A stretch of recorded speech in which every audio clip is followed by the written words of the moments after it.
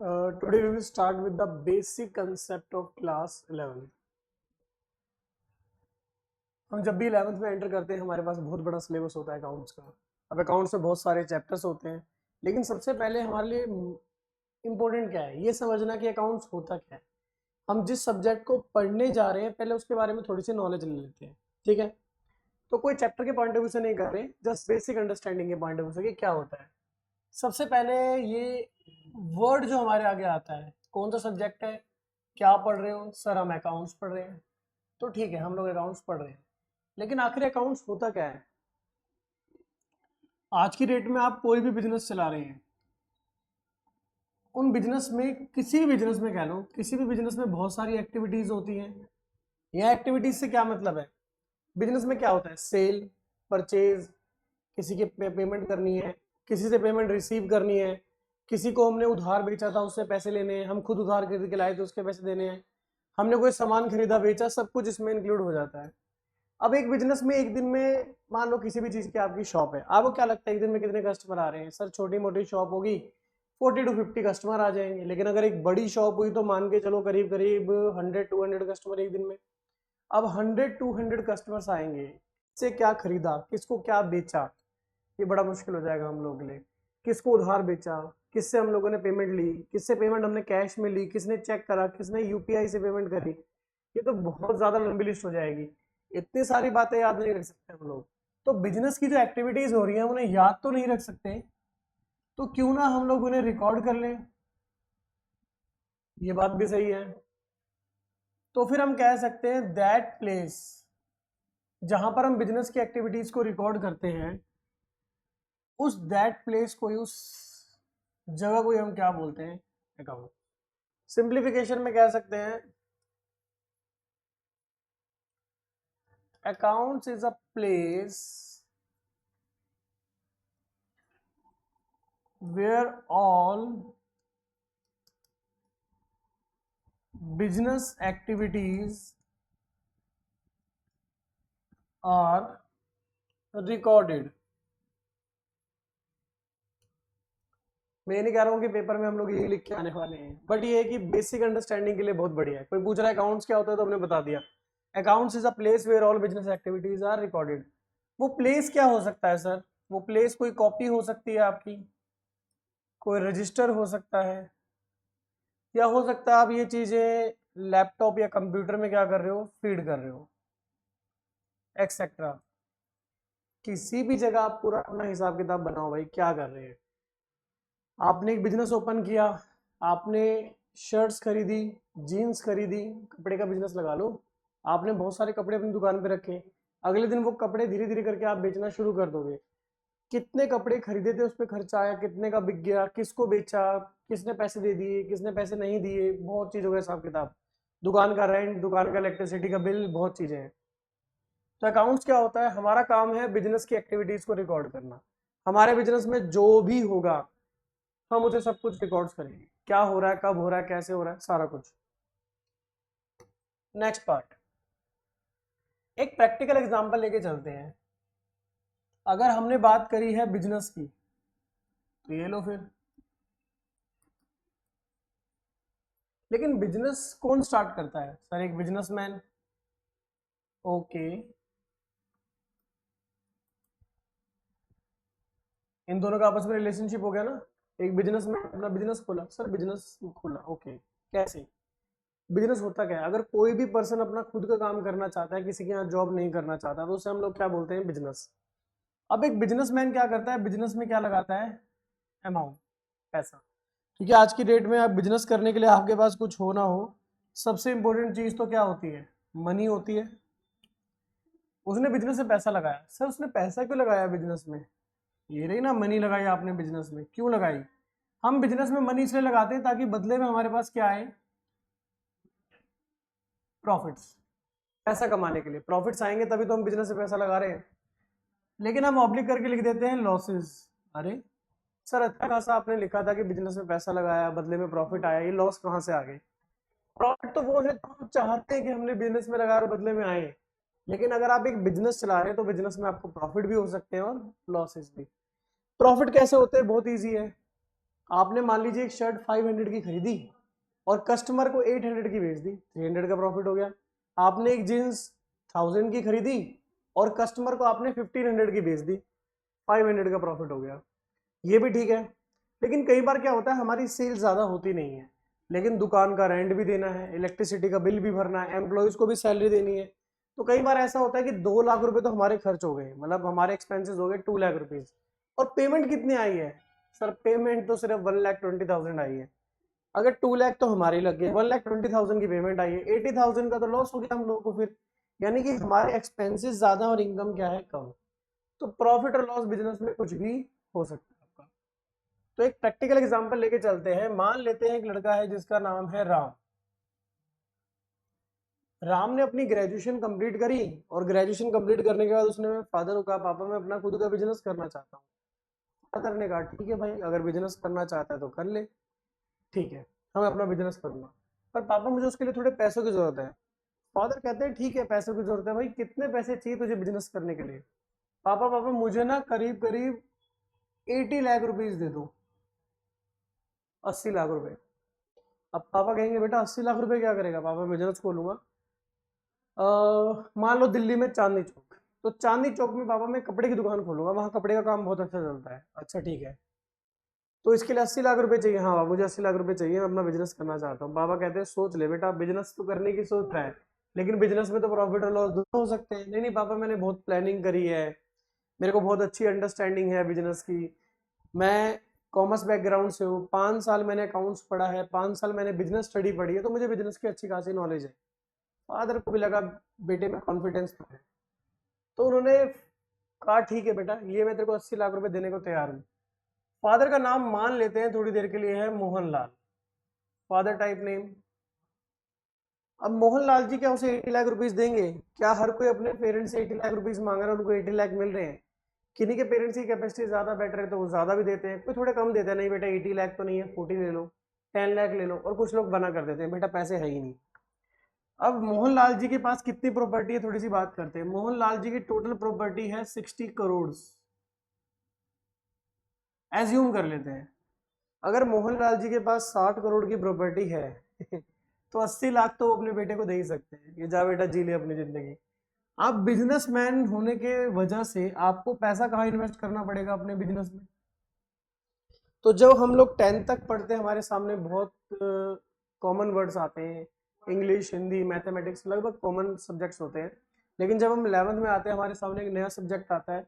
इस नए सब्जेक्ट्स में कुछ नए टर्म्स आते हैं हमारे सामने, कुछ नए वर्ड्स आते हैं जो हमें सीखने होंगे, जिनमें सबसे पहला वर्ड बिजनेसमैन, यानी कि राम ने अपने बिजनेस में पैसे लगाए। कितने लगाए सर? 80 लाख रुपीज लगाए। इन 80 लाख रुपीज को हम लोग टेक्निकली बोल देते हैं कैपिटल, ठीक है। अब यहाँ पर एक क्वेश्चन आपके माइंड में हो सकता है कि सर आखिर ये जिसके बारे में आपने बात करी है ये कैपिटल के बारे में,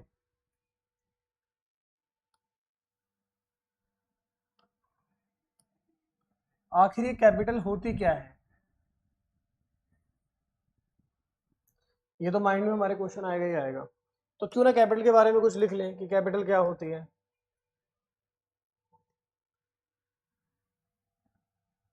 capital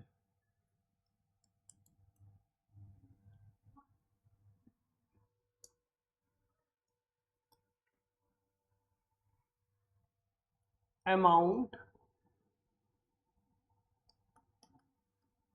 invested by the businessman into the business. एक बिजनेसमैन अपने बिजनेस में जो पैसा इन्वेस्ट करता है उसी को क्या कहा जाता है? कैपिटल। कहां से इन्वेस्ट करता है सर वो? From his pocket. ये लो, अपनी जेब से इन्वेस्ट करता है। पर सर इसने तो अपनी जेब से इन्वेस्ट नहीं किया, इसने तो अपने पापा से पैसे लिए हैं। हाँ मैं मानता हूँ पापा से पैसे लिए हैं, लेकिन क्या पापा से पैसे लेने के बाद वापस करने हैं? नहीं। अगर आप अपनी फैमिली से ही पेमेंट ले रहे हो तो आपको वापस करने की जरूरत नहीं, क्योंकि पापा ही तो बचपन से सब कुछ करा रहे हैं। उन्होंने आपको स्टडी करवा रहे हैं, उसके बाद आपके कपड़े, आपकी बुक्स, आपकी हर रिक्वायरमेंट कौन पूरे करता है? पेरेंट्स पूरे करते हैं। तो आपके पापा ने कहा चल ठीक है बेटा ये ले 80 लाख रुपीज। अब आपने बिजनेस में 80 लाख रुपीज लगा दिए, आपने अपने घर से पैसा लगाया, उससे कैपिटल कहते हैं। कैपिटल का मतलब ये पैसा किसी को कभी वापस करने की जरूरत नहीं है। पापा तो नहीं बोले पहले वाले भाई मेरे पैसे वापस करो यहाँ पर ही हो गया आपका पॉइंट। तो कैपिटल क्या हो गया आपका पहला पॉइंट, एक नई चीज आपको जानने को मिली। कैपिटल किसे कहते हैं? Amount invested by the businessman into the business from his pocket. ठीक है सर, ये तो हो गया हमारा। इसके बाद अब फादर से हमें कितने रुपए मिले हैं? 80 लाख रुपीज, और इसे हमने क्या नाम दिया है यहाँ पर? कैपिटल। ये लो पूरे 80 लाख। लेकिन फादर ने यानी कि मोहनलाल जी ने राम को ये पैसे कैसे दिए? सर वो ये पैसे कैश में दे सकते हैं, हो सकता है उसके फादर ने उसे चेक दिया हो 80 लाख का, या हो सकता है उसके फादर ने उसको एक गांव की कोई ज़मीन दे दी हो कि बेटा ये ज़मीन 80 लाख के आसपास की है, ये पकड़ ज़मीन के कागज़ और जाके इसको मार्केट में बेचा, बेच के जो 80 लाख मिलेंगे उससे कोई ना कोई अपना बिजनेस चला ले। लेकिन मैं इतना टफ नहीं बना रहा हूँ स्टार्टिंग में, थोड़ा हम लोग इसे थोड़ा ईजी रखते हैं। स्टार्टिंग के लिए क्या करते हैं, थोड़ा ईजी कर लेते हैं इसको। तो हम ये मान लेते हैं जो कैपिटल दी है अभी फादर ने 80 लाख रुपीज, वो किस फॉर्म में दी है? कैश फॉर्म में। ये लो,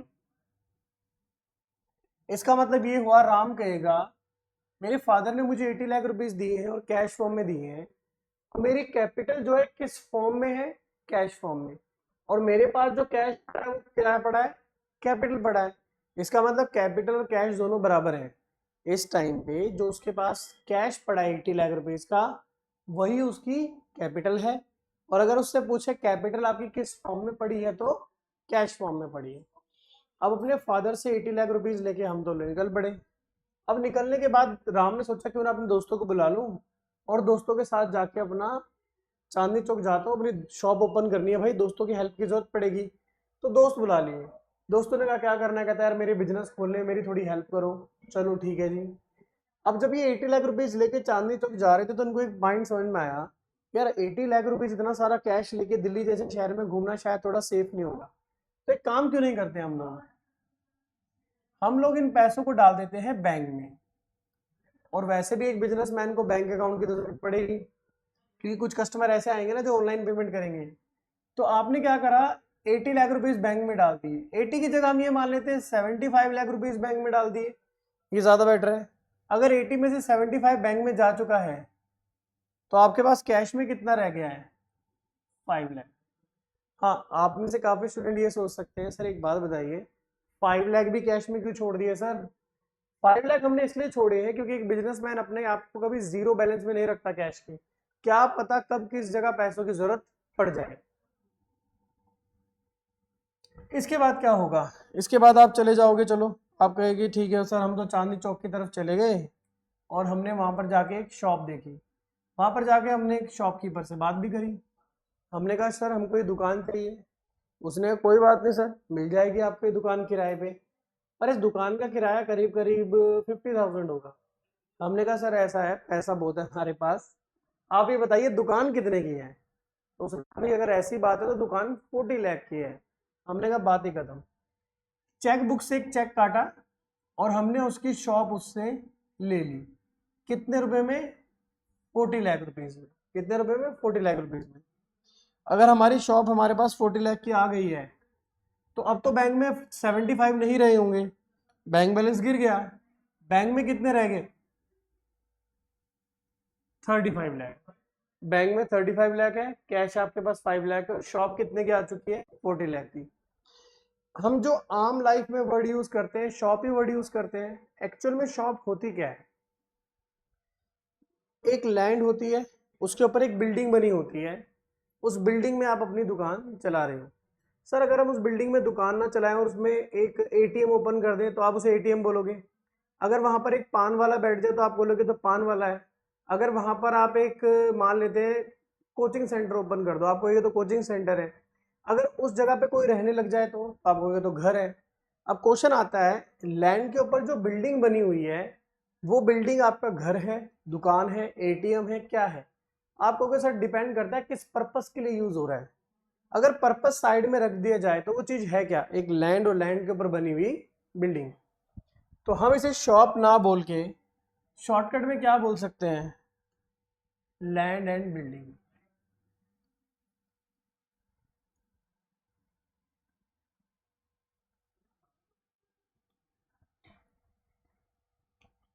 चलो अब हम इसे बोल सकते हैं लैंड एंड बिल्डिंग। लो जी, दुकान तो आ गई हमारे पास। दुकान के बाद किस चीज की जरूरत पड़ेगी हमें, सर दुकान तो आ चुकी है लेकिन दुकान तो खाली मिली है हमें, क्यों ना दुकान को थोड़ा सा फर्निश्ड किया जाए। कैसे, अगर आप एक कपड़े की शॉप ओपन करोगे तो दुकान पे आप रैक्स बनाओगे, जिन रैक्स में आप कपड़े रखो। एक बड़ा सा टेबल होना चाहिए जिसमें हम रख के लोगों को कपड़े दिखाएं। इसके अलावा हमारे पास दो दो तीन एसी होने चाहिए, चार पांच पंखे, 8-10 ट्यूबलाइट है, दुकान पूरी चमकनी चाहिए। यानी कि हम दुकान को फर्निश्ड कर रहे हैं। तो दुकान में क्या चाहिए होता है, फर्नीचर। और थोड़ी देर के लिए हम लोग एज्यूम कर लेते हैं कि दुकान को फर्निश्ड करने के चक्कर में हमारे लग गए हैं अब तक 5 लाख या 15 लाख रुपए, मान लेते हैं 15 लाख लग गए। अगर 15 लाख हमारे लग गए हैं तो हमारे पास कितने रुपए बचे अब, सर हमारे पास तो हिसाब से 20 लाख ही बचे हैं अब। कोई बात नहीं, 20 लाख तो बचे हैं हमारे पास। हमारी दुकान पूरी की पूरी तैयार हो गई है।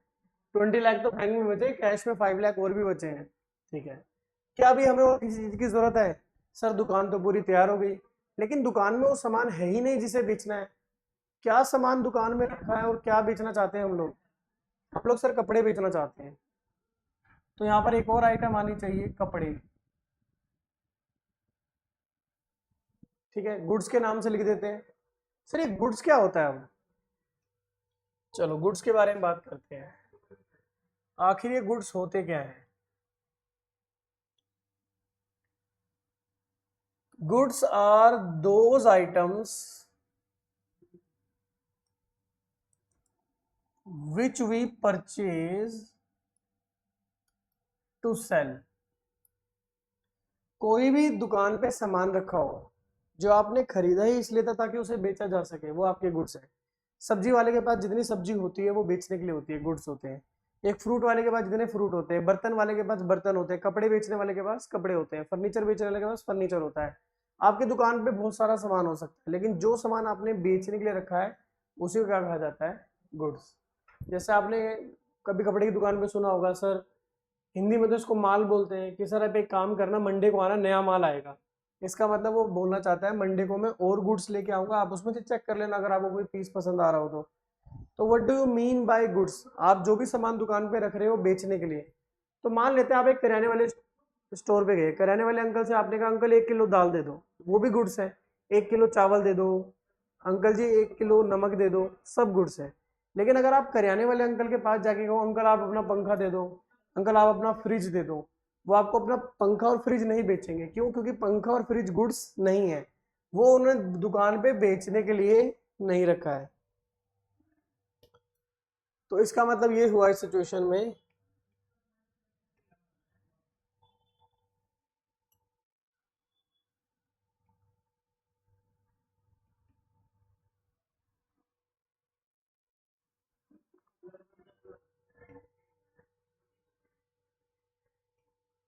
भाई हमारा एक पेज ही गायब हो गया लगता है, कहाँ गया, अरे हमारा पेज कहाँ गया, ये रहा। मैं कहूँ पेज कहाँ चला गया, ये रहा। तो गुड्स कितने खरीदे, एज्यूम कर लेते हैं हमने गुड्स खरीदे हैं 10 लाख के। अगर 10 लाख के गुड्स खरीदे होंगे तो आपका बैंक बैलेंस थोड़ा और कम हो गया होगा। अब बैंक में कितने रह गए हैं, 10 लाख रुपीज। ओके, अब हमारी दुकान पूरी सज चुकी है, हमारे पास गुड्स भी हैं। आम लाइफ ले रहे हैं, कोई बड़ा एग्जाम्पल नहीं है। एक पर्सन अपनी कपड़े की दुकान खोलना चाहता था, फादर से पैसे लिए, पैसे लेने के बाद उसने अपना बैंक अकाउंट ओपन किया, उसके बाद उसने एक दुकान देखी, उस दुकान को खरीद लिया, उस दुकान को पूरी तरह से फर्निश किया, सजाया, उसमें कपड़े खरीद के रख दिए, गुड्स रख दिए ताकि वो अगले दिन उन कपड़ों को बेच सके। अब देखो 80 लाख रुपीज कैपिटल थी, उससे ये सब सामान आया। यार सामान से क्या मतलब है सर आपका, ये सब चीजें क्या है, सर ये सब चीजें हैं बिजनेस की प्रॉपर्टीज। ऐसे बोल सकते हैं ये सब चीजें बिजनेस की प्रॉपर्टीज हैं। और बिजनेस प्रॉपर्टीज का एक और नाम है, वो क्या है? एसेट। यानी कि एक आम आदमी को प्रॉपर्टी बोलेगा, अब वो प्रॉपर्टी उसके बिजनेस में है तो बिजनेस प्रॉपर्टी, और बिजनेस प्रॉपर्टी को हम कॉमर्स लाइन में किस नाम से जानते हैं? एसेट के नाम से। तो एसेट का मतलब क्या हुआ? बिजनेस में कोई भी सामान रखा है जिसके आप ओनर हो, वो आपकी क्या होती है? एसेट होती है। तो इसको लिख लेते हैं एक बार कि एसेट का मतलब आखिर होता क्या है? Asset,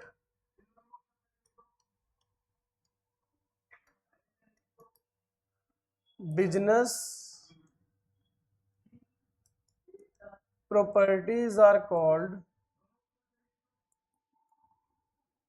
assets। आपके बिजनेस में जितनी भी प्रॉपर्टीज हैं वो सारी आपकी एसेट्स हैं। अब बिजनेस में क्या क्या हो सकता है सर? बिजनेस में लैंड बिल्डिंग हो सकती है, दुकान, दुकान के अंदर जो फर्नीचर है, एसी लगे हुए हैं, हमारी दुकान में गुड्स पड़े हैं, वो सब हमारा क्या है? असेट है।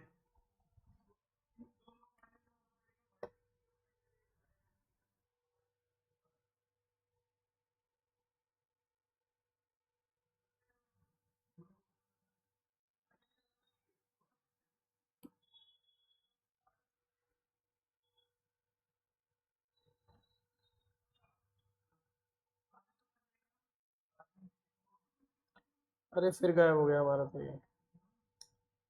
चलो देखते हैं कहाँ पर है।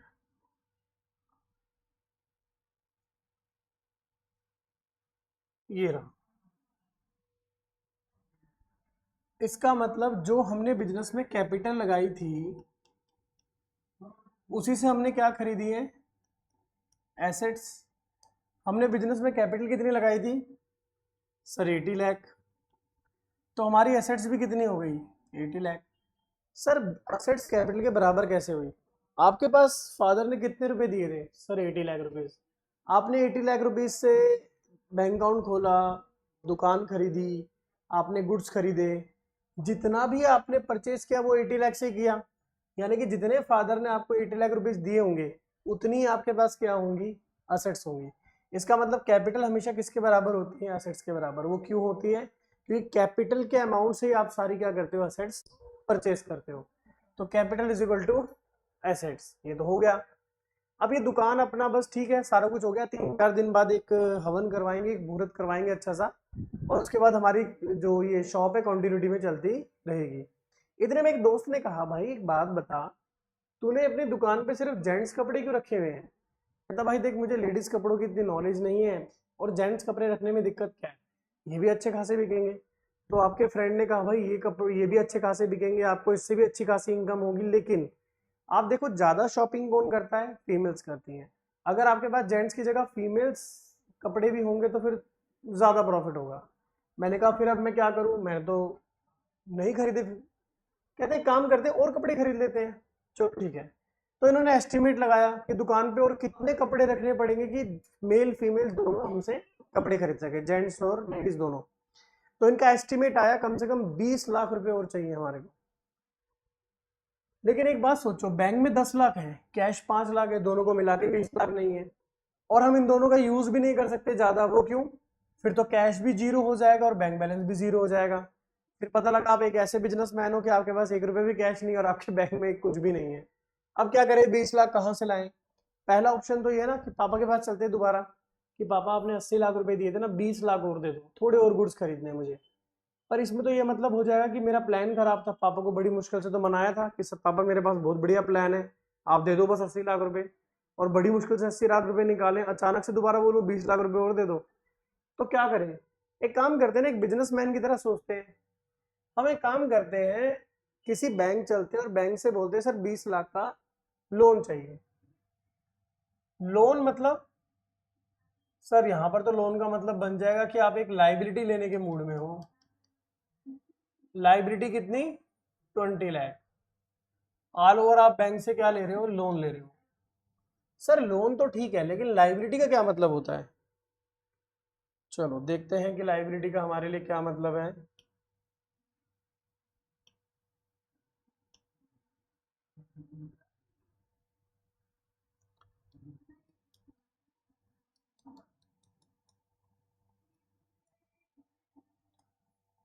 Amount payable to outsiders. आप एक बिजनेस चला रहे हो तो हो सकता है आपको किसी के पैसे देने हैं, जैसे कि अगर हमने बिजली का बिल नहीं भरा, पेंडिंग है, देना है, एम्प्लॉयज को सैलरी पेंडिंग है, पे करनी है, अगर आपकी शॉप रेंट पे है तो रेंट पे करना है, अगर आपने लोन पे रखा है बैंक से तो लोन पे करना है। तो अगर आप एक बिजनेसमैन और आप बिजनेस चला रहे हो और आपने किसी की पेमेंट करनी है, आपकी अमाउंट पेंडिंग में पड़ी है, तो उसे हम क्या बोलते हैं, लायबिलिटी। इसका मतलब ये हो गया, अगर मैंने 20 लाख की लायबिलिटी ली है, बैंक से लोन लिया, तो बैंक मुझे लोन कैसे देगा, बैंक वो पैसे मेरे अकाउंट में डाल देगा। तो 10 लाख से मेरा बैलेंस कितना हो जाएगा सर, 30 लाख हो जाएगा। फिर उस 30 लाख में से 20 लाख से मैं गुड्स खरीदूंगा। जब मैं गुड्स खरीदूंगा तो मेरे बैंक में दोबारा कितने हो जाएंगे, 10 लाख, और मेरे पास अब गुड्स कितने के हो जाएंगे, 30 लाख। जैसे ही मेरे गुड्स 30 लाख के हो जाएंगे तो मेरी असेट्स कितने की हो जाएंगी, 1 करोड़।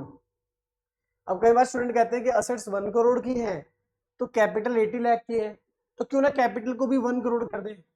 नहीं, हम ऐसा नहीं कर सकते, हम यहां पर ऐड कर देंगे लायबिलिटी 20 लाख।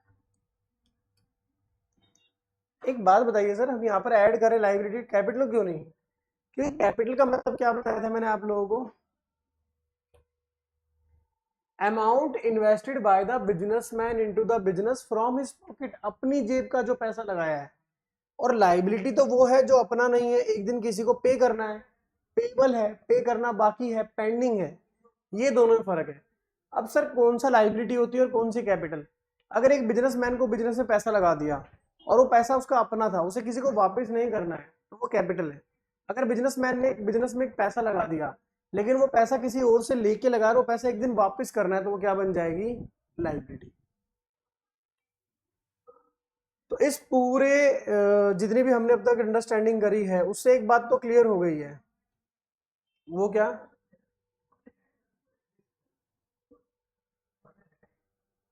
वो ये कि liability plus capital is equal to asset. मतलब हमारे पास जितनी भी एसेट्स होती है वो दो जगह से आती हैं, या तो हमने अपना पैसा लगाया है बिजनेस में और एसेट्स खरीद लिए हैं, या हमने कहीं से क्या ली है, लायबिलिटी ली है। तो इस हिसाब से देखा जाए तो सर बिजनेस में होती है तीन चीजें, असेट, लायबिलिटी प्लस कैपिटल। तो मैं इसको ऐसे लिख सकता हूं, assets is equal to liabilities plus capital। बस ये आपको हमेशा ध्यान रखना है कि असेट्स बिजनेस में हमेशा किसके बराबर होती है, लायबिलिटीज प्लस कैपिटल के बराबर। क्योंकि आज आपके पास जितनी भी बिजनेस में प्रॉपर्टी है वो या पैसा या तो आपने अपना खुद का लगाया है या तो आपने कहीं से लायबिलिटी ली है। ठीक है, तो आज का टॉपिक यही था, मुझे आपको ये प्रूव करना था कि असेट्स किसके इक्वल होती है, लायबिलिटीज प्लस कैपिटल।